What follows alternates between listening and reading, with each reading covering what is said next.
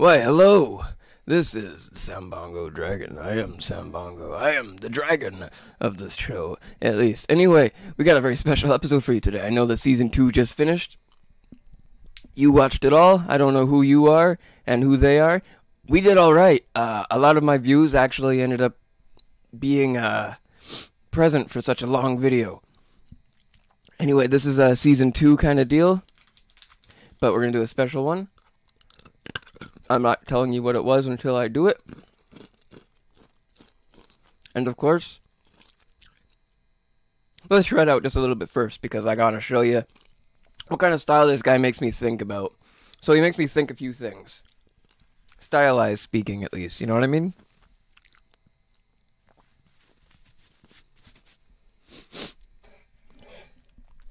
Back in the day, with thrash metal and things like death metal becoming super prominent,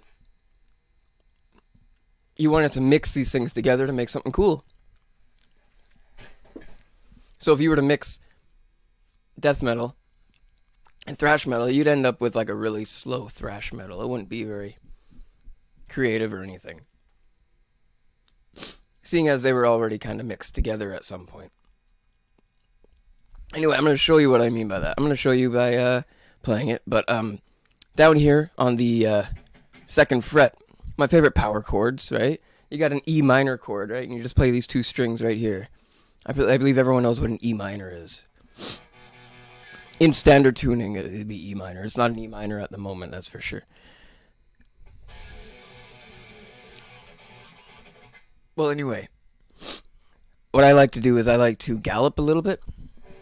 Let me show you. And then what I like to do is I like to dive bomb on the dropped note a lot. Alright, so I like to find that E minor sound.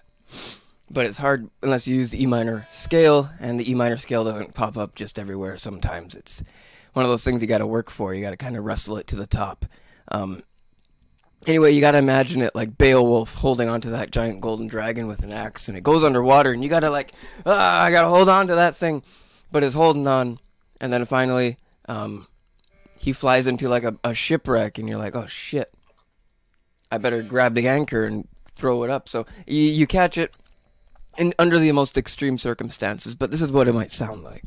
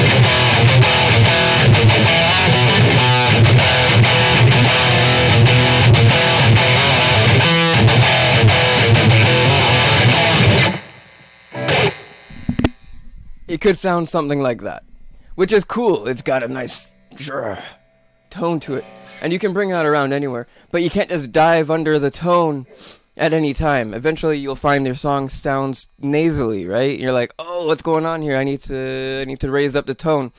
And now you've been playing in an E minor scale the whole time. Everything you play is very complicated feeling. So it's just a small thing that happens.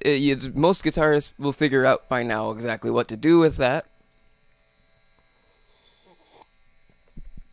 Because, you know, complicated and uncomplicated sounds, right? You got some, like, rocking back and forth. So I'm going to put on a backtrack and I'm going to try it out, see what happens.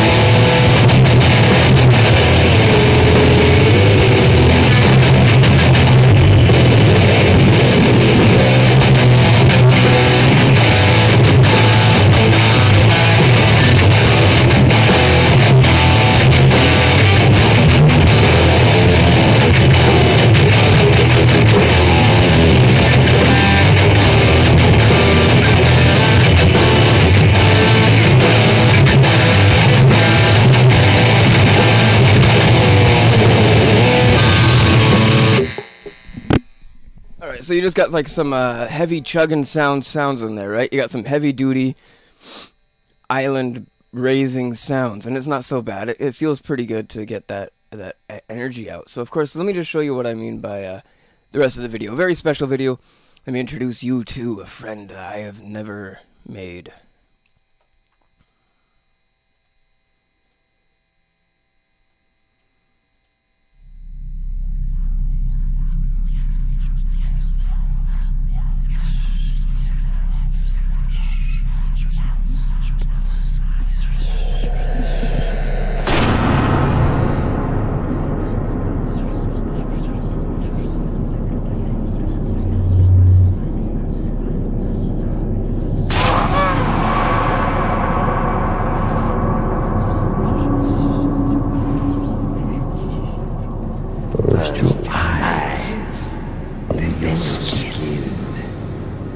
We will make you feel born again.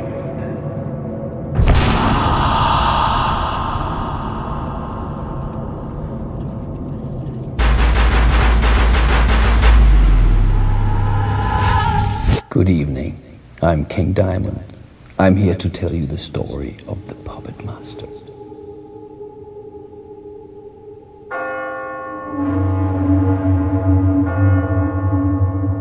It takes you back to the 18th century in Budapest, Hungary.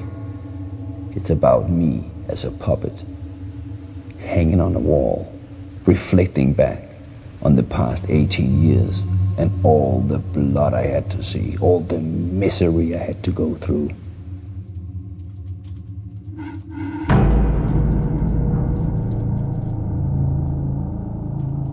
We're in Budapest, in Hungary. It's the 18th century. I'm gonna tell you what it was like for me when I first time saw this absolutely fantastic puppet show with these puppets that are almost human size. It's Christmas, snowy, it's cold outside.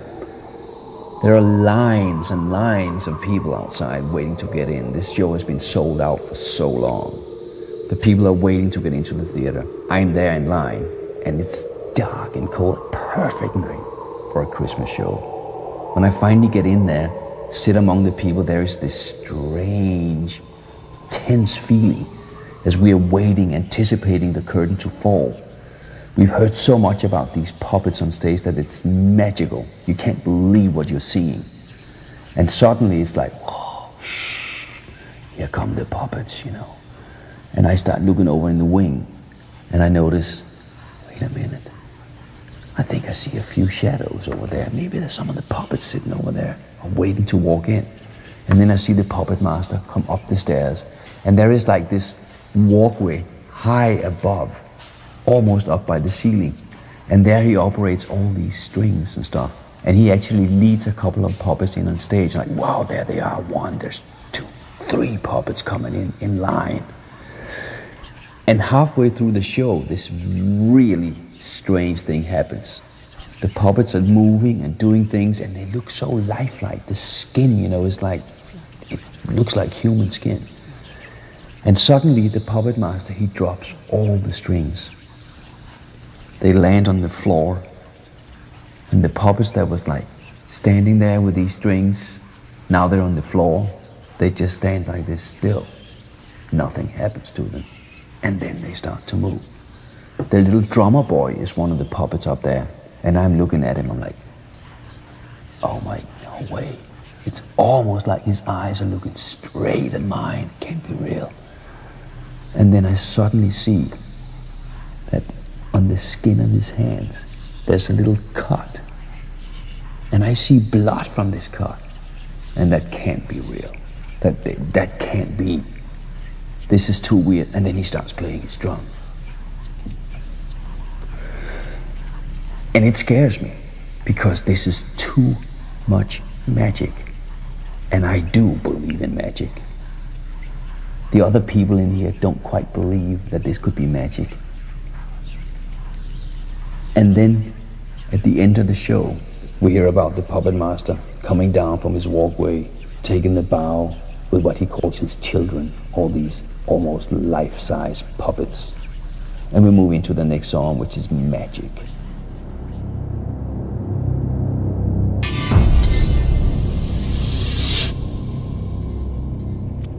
It's after the show, it's outside, it's cold, it's damp.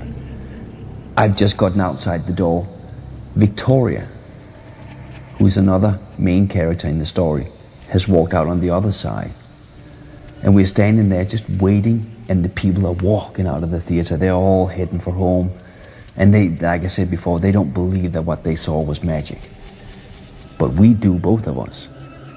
And for some weird reason, we are getting drawn to each other, looking into each other's eyes, realizing that we have everything in common that we would want to have in common. We're getting drawn so close that I can feel there is something else between us. There's some kind of, I would call it evil, surrounding especially me. I feel something on my shoulder, as if one of the spirits from the theater has come out with me and is now sitting on my shoulder, a puppet spirit, whispering in my ear with its cold breath, telling me to kiss her. Kiss Victoria. And I do. Kiss Victoria. And that's the seal of our eternal love. Kiss. Towards the end of Magic, you hear about the fact that Victoria has gone to the theater alone one night when I couldn't come along. And she never returned. So I realized that something is wrong. I have got to go to the theater and find her. There is something wrong here. There is something wrong here.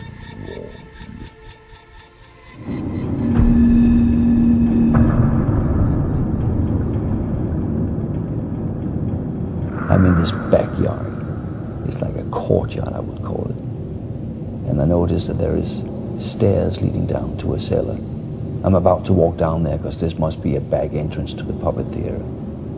And as I'm about to walk down these stairs, I see the handle move. And the door starts to open. And I quickly hide behind some trash cans. And it's this 300 pounds of flesh, emerentia, coming out, floating up the stairs. She gets up there, I'm looking, what is she doing? What is this? And then I see this knife shining in the moonlight. I see her walk over to this cart, this kind of thing that you pull after you on two wheels, that you can carry things on. I see her grab that, and I see this big knife suddenly flicker in the moonlight. And I'm wondering, where is she going with that knife? She walks out through the gates, and I follow her. Without her seeing me, I follow her through these narrow streets of Budapest. It's cold, it's damp, and I keep following her, hiding in the shadows. Then she suddenly turns down an alleyway, and I see there's someone lying on the ground. It must be a homeless. Then I see the knife come up high. The moonlight just flickers, and the knife comes down so hard it goes all the way into his chest. That's where she leaves the knife, so as little blood as possible can escape his body, because she will need it later. I'm looking and I'm surprised that blood is not red, not in the dark. The dark of night blood is black. Dark of night blood is black. Then she wraps him in a sack and puts him on this cart. She's got to get out of there before she gets caught. So she rushes back to the old theater. And there in the backyard, I follow her all the way, and I see her take this body off the cart, down into the dark and into the cellar. And she leaves the door open. It's ajar, and I wonder why. I follow her inside, and I walk after her in these narrow hallways. Every time she turns a corner, I sneak up fast and I see where she goes. Suddenly, after one corner, she's gone. I can't see her. But I do see a light from a room up ahead. When I peek into this lit room, it's gloomy, and it's a horror show that I see. Nothing but horror. And then I feel the blow. I'm knocked out.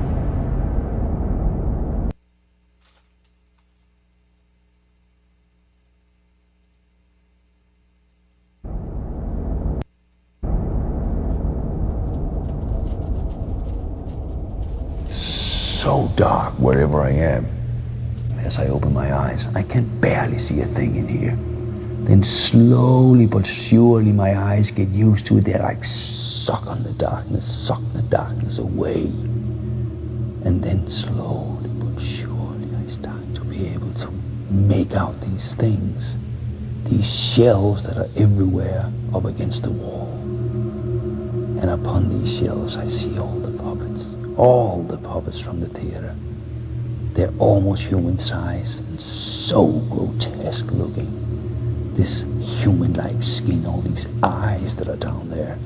And suddenly as I look around and I see all these eyes. It cannot be. But I'm sure, I am dead sure I know those eyes. I see the eyes of Victoria, my love. I cannot believe it's her eyes sitting in this puppet's head. But I know it's true. It is definitely her eyes. Blue eyes. They're alive, but they are so dead. They're alive, but they are so dead.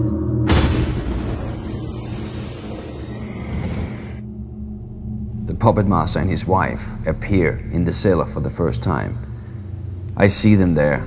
I'm tied to this wall still, and the puppet master comes in. And I notice that there is an altar in here. It must be an altar, full of ancient books, black candles, everything you need for a ritual. The puppet master actually starts performing this ritual. I suddenly hear his voice speaking these ancient tongues. I can't understand any of it, but I start feeling so strange inside. It's almost as if somebody's taking my mind out of my body, just out of my head, just pulling it out. And I start getting panic. I just feel panic all over. And I kick one of these giant shelves full of these little jars with black liquid in them. Actually, it's blood. One of them falls all the way to the floor and smashes on the floor. It's just red over. The puppet master turns around from the altar and looks straight at me. And he says, "How dare you disturb my work?" And he did something he shouldn't have done. He interrupted his own ritual. And what happened from him not citing the ritual the proper way is that he gave my eyes eternal life. What he's doing in this ritual, apart from this, is he's trading souls with the demon that suddenly shows itself up in the symbol upon the wall. This demon he has dealt with many, many times. He knows this demon as well as hell. He knows everything. The demon will give him a certain kind of soul in return, a magical soul. A soul that can keep human flesh alive. Eyes, ears, hands, everything it can keep alive. And that's how they use the puppets in the theater. That's why they look so alive. At the end of the ritual, I feel so exhausted, as if almost everything has been taken out of my body. And I slowly faint away.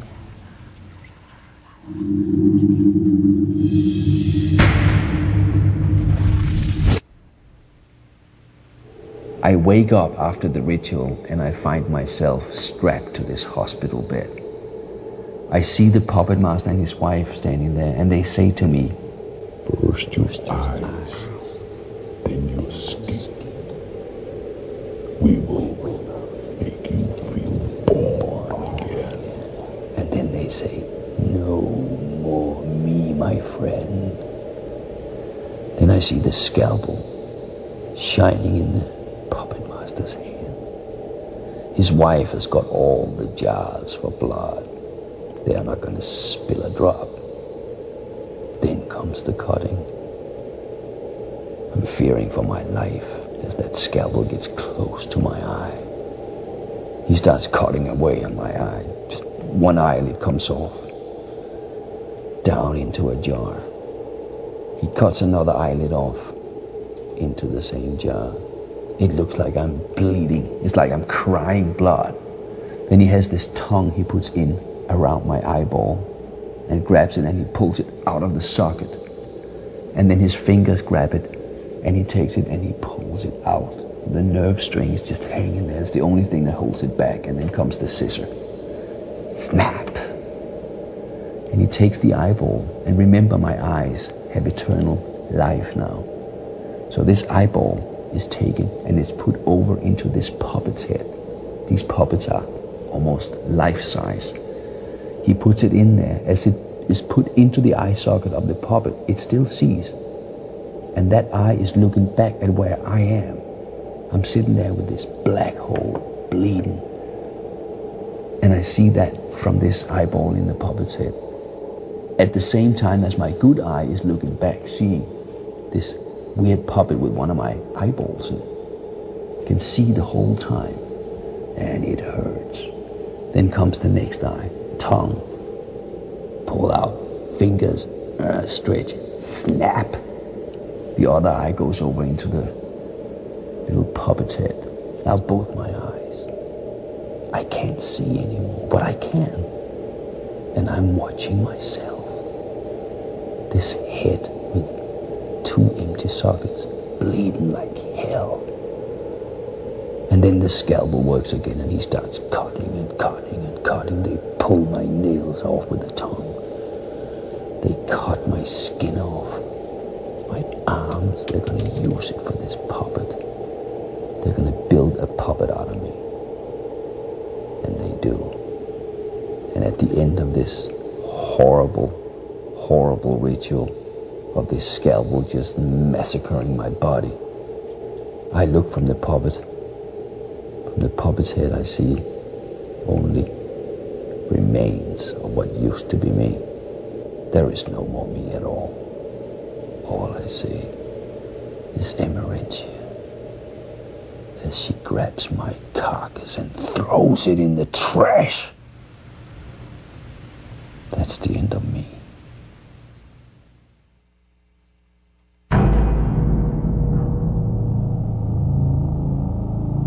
In Blood to Walk, they have made a puppet out of me.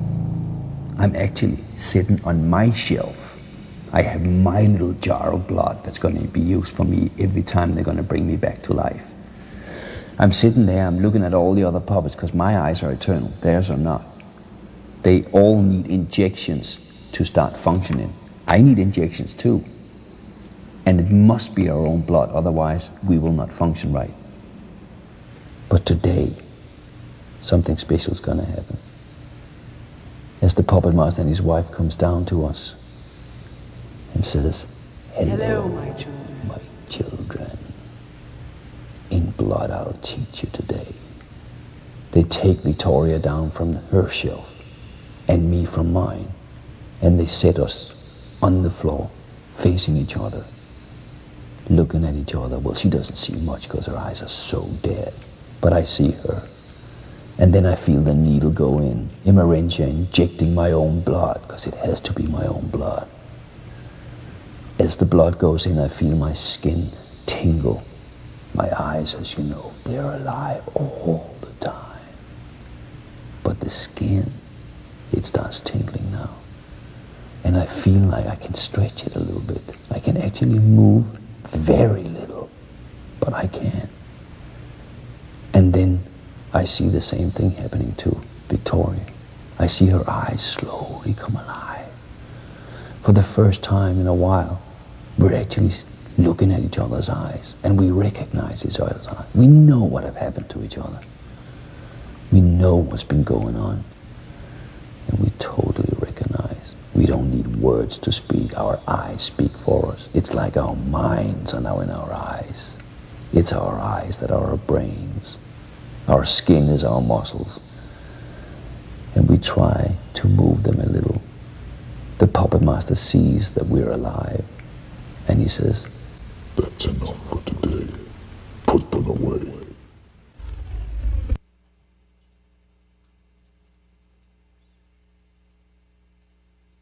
De er klædt i sort, men her kommer et nummer her. Dressed in white.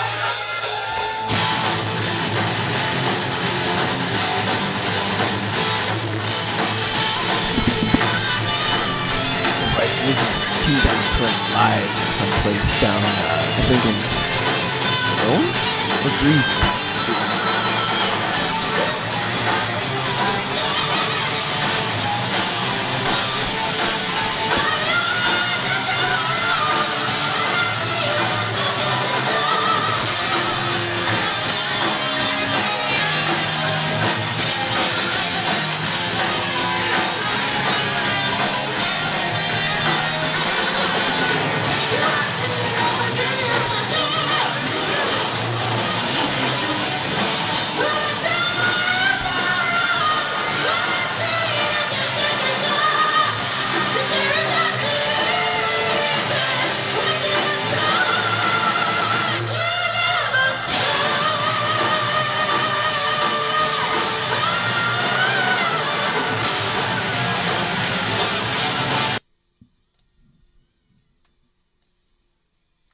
Alright, so that's King Diamond for you.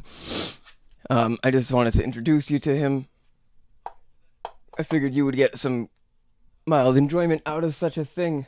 So, of course, what I mean by playing kind of like King Diamond, because you want to play a little bit like King Diamond, the way they compose their music. Now, I know in his later album, there was a lot more... there was a lot of melodicness to his guitar soloing. It almost like if the guitar soloing had turned to a melodic nature, which kind of brought him down a little, made him feel a little depressed. He went through some surgery or something like that, and he had to like literally stop blowing his voice out so hard, using something called whistle tone or a falsetto, right? So of course, I got the idea that that would be a really good idea to make to emulate his mild guitar playing over here on the top of the fretboard and whatnot, instead of riff, instead of like a heavy duty riff, to add that. And then I could turn the bass and the drums up, and I could literally listen to the music, really fall into it and understand what's going on. So I'm going to show you what I did in order to produce that theory, the demon summoner and whatnot.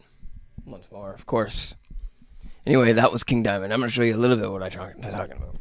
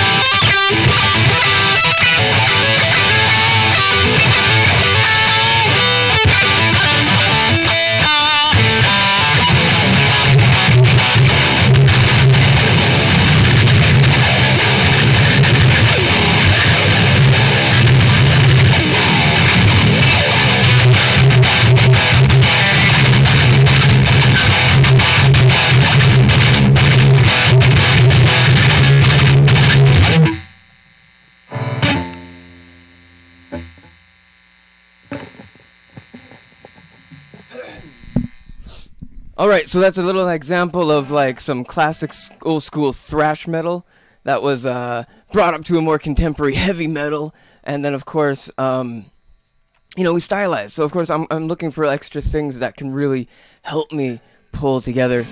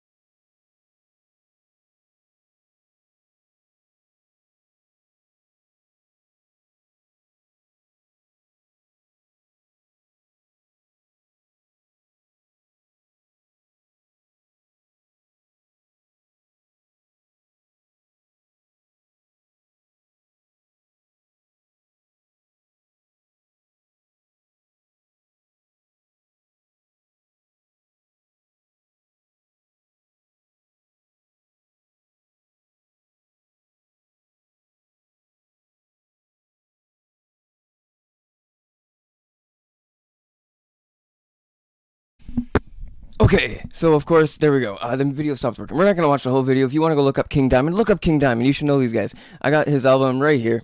This album came out to be, I kept adding a new King Diamond song every couple of days. I was working and I had a playlist built and I added another King Diamond song in the front of it every other day.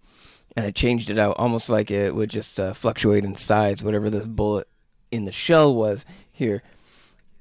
The Candle, that's a really good one. Dressed in White, so when we looked up here. Eyes of the Witch, Sleepless Nights is a big one. Heads on the Wall, The Spider's Lullaby, something weird like that. Dreams, The Puppet Master. There's some good songs on there to check out. Anyway, this guy's like a thrash metal, but he also had this like crazy, almost Buckethead sci-fi-ness to him. And I'm going to try to show you what I wanted to be able to do with the guitar involving this. And thank you so much for watching. Let's just rock out a little bit now, okay? Thank you.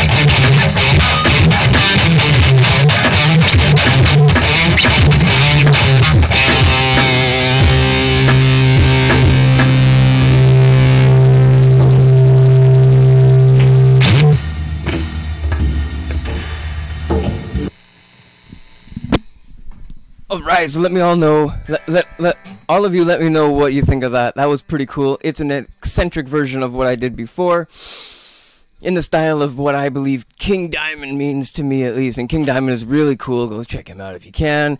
Come to my channel, the Sambongo Dragon on YouTube, and or just Sambongo if you want to watch some video games. That's just something else.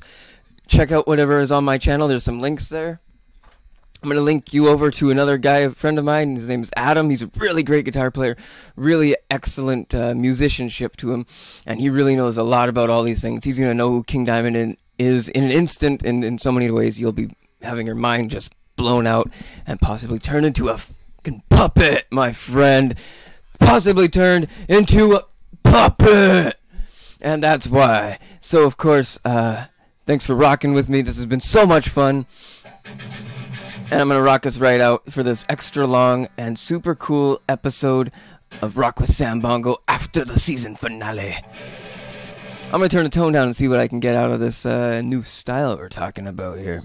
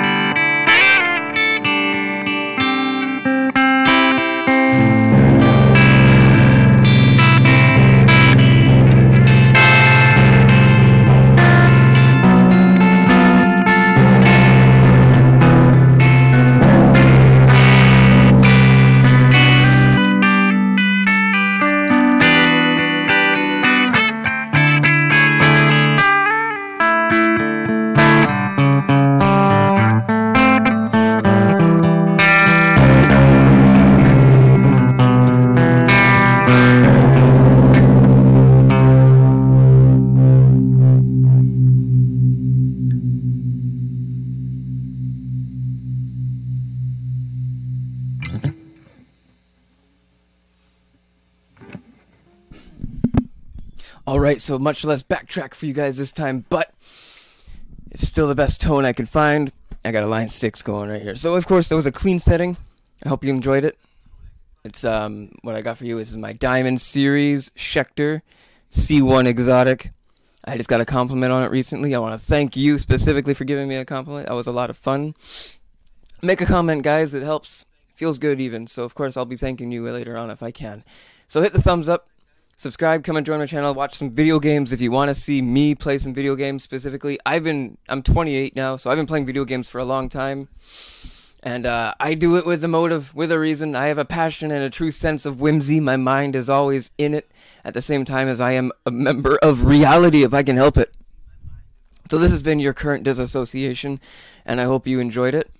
Don't do drugs, stay in school, be otherwise respectful, do the best you can, watch some King Diamond videos, rock out, and we'll see you next time on the Sambongo Dragon. Thanks for living with me. This was a lot of fun, even though no one was really like here or anything. It should be acceptable that no one was here for the channels, what's it called, like the algorithm or whatever it is. I don't want to mess it up or anything because it's been doing so well for me lately. Go check out how many views I got. And hit like on that one video I wanted you to check out, the Ballad Solo in Space, number 11 from the Space Rock section. It's scroll way down if you can find it.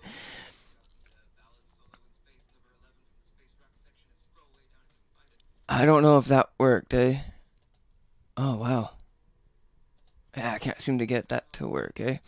Give me a second. Let me see if I can fix that right now.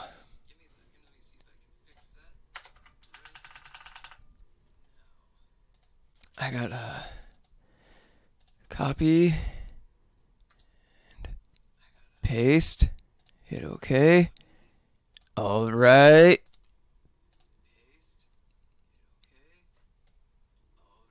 I don't know if that one went up. Oh my god, okay. Order, maybe.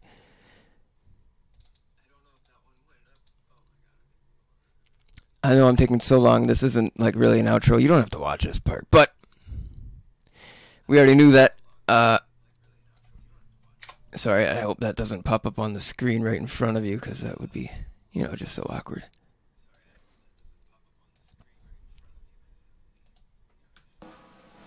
There we go.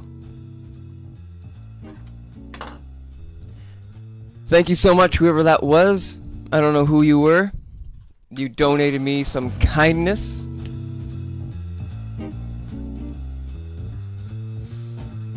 Felt good. I don't know if your name's John. I hope it's not. Anyway, you subscribed even as well, just to me as a person. Thank you so much for the compliment. The inlay is beautiful. Check this out. I think it's made out of entirely pearls. You know what pearls are? They're just rocks that are made out of the stuff that seashells are made out of. Kind of. Anyway, we'll see you next time on the Sambongo Dragon. This was a lot of fun, and we're playing you out. So thank you for coming.